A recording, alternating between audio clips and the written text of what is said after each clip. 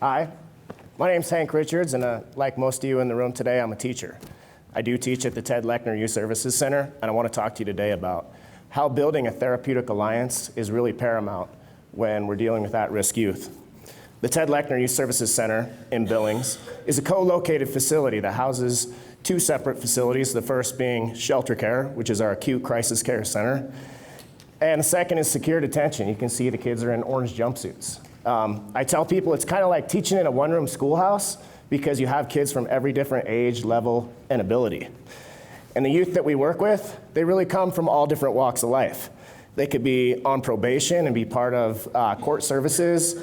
They might be in our family stabilization program. They could be a DPHHS kid, or they could be on their way to or coming from the Department of Corrections. That would be Pine Hills for our young men and Riverside for our young ladies. So what is an at-risk youth? Well, we're at MBI. We know what they are.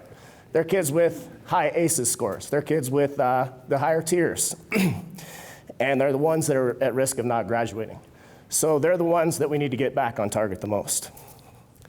We want to work to accomplish that goal by building an individual therapeutic plan for each kid, because they all have different triggers.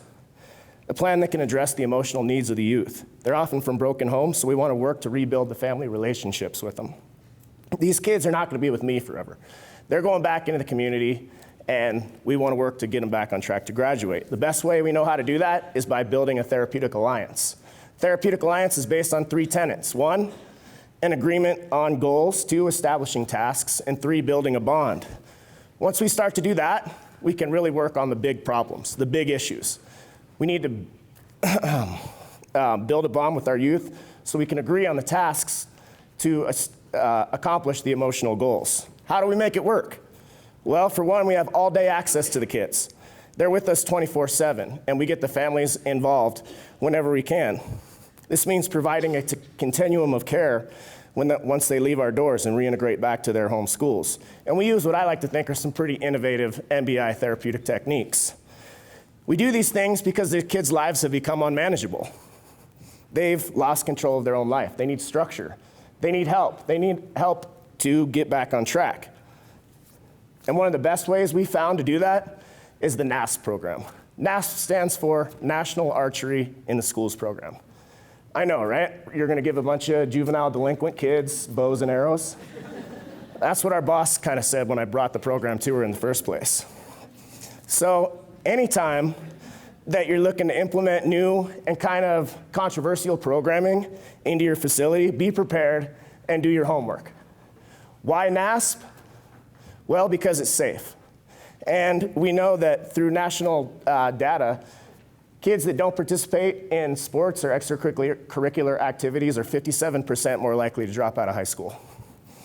We tried a lot of different programs at YSC, sports programs, but none of them have really had the impact that NASP has had for us. When I walk through the doors, the kids are like, "Hank, are we gonna shoot today?" I'm like, "I don't know, Robert, did you get your geometry done?" "Oh yeah, man, I got it done."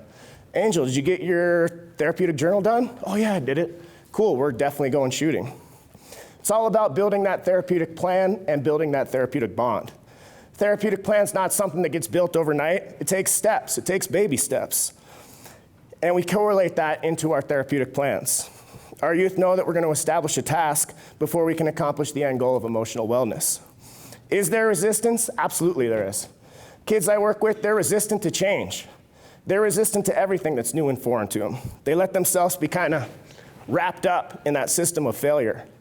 But it's a system that prevents them from experiencing new emotional trauma. Most of the kids I work with too, they've never really experienced success at anything, often at any level. And they don't really like themselves. So we want to get to a point where they like themselves and want to accomplish goals in their life. Obviously, the end goal is to graduate, right? We're at GMM or get an equivalency degree. And NASP has really given our youth the confidence, ability to be on target for life. And you don't really have to be traditionally athletically gifted to shoot a bow. Literally every kid that's come through our program has done our NASP program.